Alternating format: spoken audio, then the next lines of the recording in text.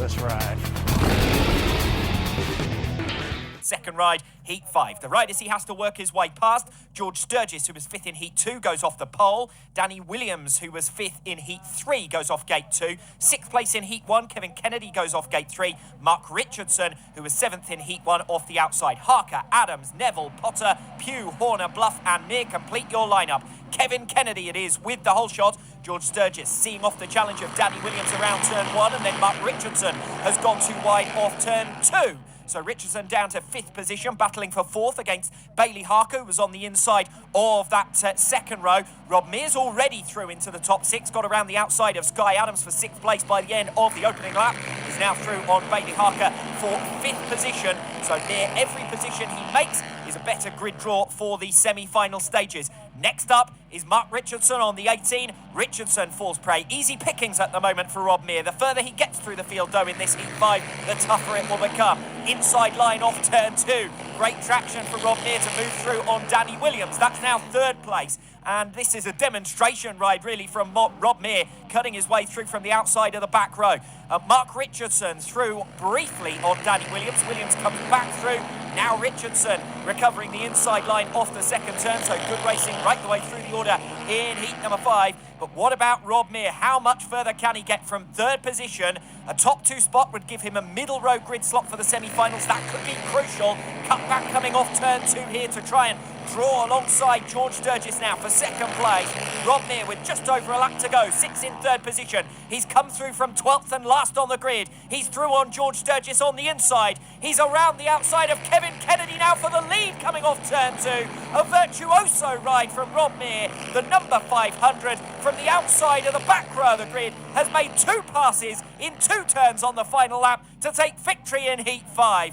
Brilliant race that one from Rob Mear. It's Mear victorious, and after a last bend, last lap fall in his opening ride, Rob Mear has managed to make amends in his 2nd outing on the final lap with 2 passes for a race victory place on the outside of the middle row. So settled in now for semi-final number 2. Just got to get the back row gridded up, and looks as though Ben Anglesio can now move into position correctly. He will feel that he's been somewhat fortunate to make it through to the semi-finals, benefited from a fall coming off turn 2 and then a mechanical retirement on turn 4 of the final lap to get 6th place in Heat 4. What can he do with this opportunity here?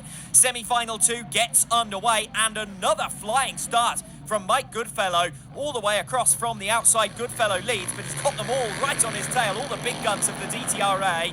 Alan Birtwistle and Jack Bell straight through. Now head-to-head and toe-to-toe around the opening lap, duelling for top spot. Rob Mear getting around the outside now of Charlie Kelly and up into 4th position. Kelly at the moment occupies the last of those transfer spots to the grand final. He's got Gareth Williamson and George Sturgess, Mark Richardson, all in a line on his tail. Kelly will capitalise on Rob Mear's move for 3rd position to come through and up into 4th himself. So fast start for Mike Goodfellow, but he's tumbling backwards and he's all the way down now in 5th place and in the danger zone. Next in line to try and pass him, Gareth Williamson. Remember, came from the middle row of the grid. Mike Goodfellow from gate 3 on the front row.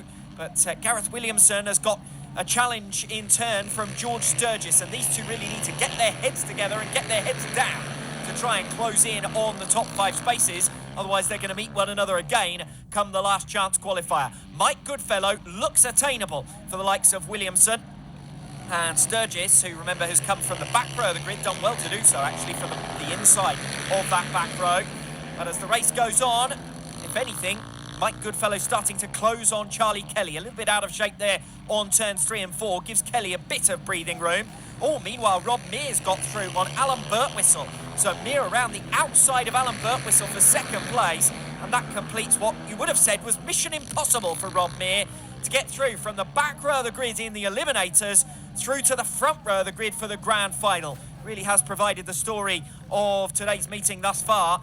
Can he now cap it off with a first win with the DTRA come that grand final? Rob Mear with a good effort there to get through for 2nd place on Alan Birtwistle, who started with the pole but was relegated to 3rd. Jack Bell and Rob Mear moved through to the grand final on the front row of the grid. 2nd row of that grand final, Alan Birtwistle and Charlie Kelly, the 16-year-old. Great job from him there. Mike Goodfellow completes the automatic transfers.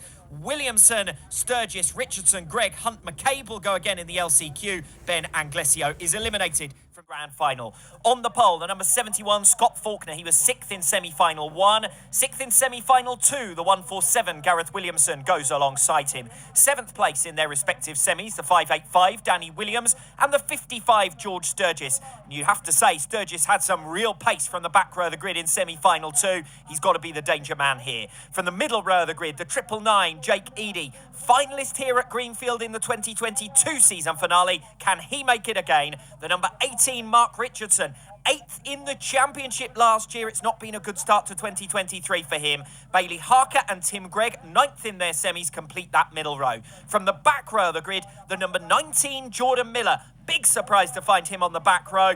3rd in the championship in 2021. He just hasn't been at the races today.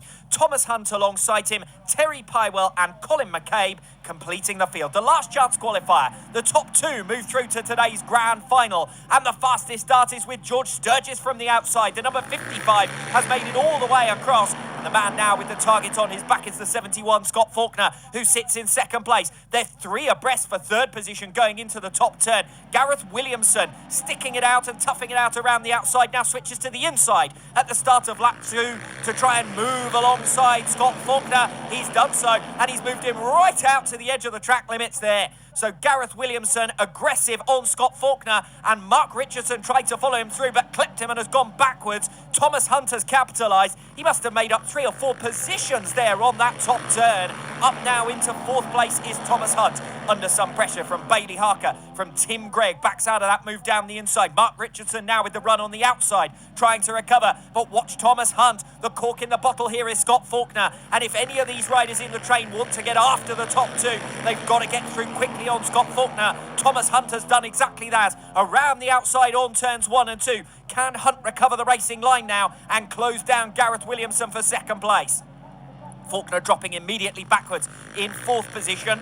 Will swiftly be under attack from Bailey Harker and Tim Gregg, but I don't think any of those 3 are going to get after Gareth Williamson in the way. That, at the moment, Thomas Hunt looks like he might. Hunt is closing down the top 2. It's George Sturgess who leads the way. There'll be no catching him, but here goes Hunt around the outside of Gareth Williamson for 2nd place in the closing stages. Williamson back at him. Hunt has got to be bold here, all the way around the outside on the pits turn. Big lock, a big moment for Hunt, but he holds on, and he's through to the grand final on his pro debut. The number 241, Thomas Hunt. Well, Rob Mears' effort earlier on in the meeting was outstanding, but that too was exceptional from Thomas Hunt to make his way through from the back row of the grid and take one of just 2 qualification places to today's grand final. George Sturgess wins it, but by less than a second ahead of Thomas Hunt. Gareth Williamson misses out but takes 3 championship points, 2 points on the board for Tim Gregg, and just 1 for Scott Faulkner, who occupied